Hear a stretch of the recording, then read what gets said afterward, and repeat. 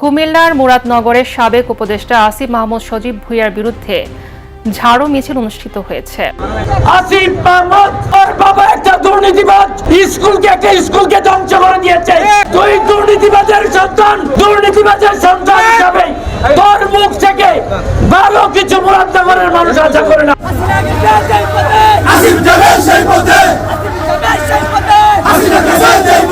সাবেক উপদেষ্টা ও বর্তমান এনসিপি নেতা আসিফ মাহমুদের এই বক্তব্যের প্রতিবাদে ঝাড়ু মিছিল করেছে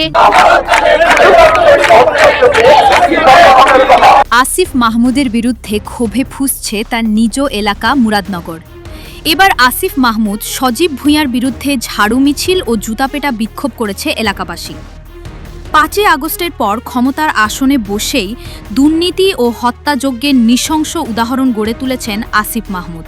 সে যখন উপদেষ্টার জায়গা থেকে বলেছে 5 তারিখে যদি এটা মীমাংসা না হতো 6 তারিখে আমরা সশস্ত্র অবস্থায় নামতাম। তো অবস্থায় নামার জন্য যা যা দরকার সে কি রাষ্ট্রের পুলিশ? তাহলে সে কিভাবে সে লাইসেন্সের মালিক?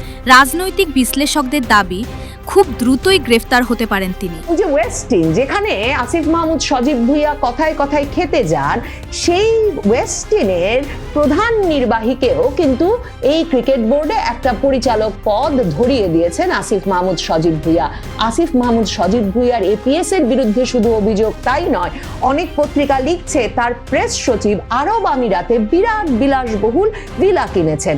মাহফুজ আলমের অপরাধের বা দুর্নীতির অভিযোগের ফিরিস্তি এর চেয়ে অনেক ছোট।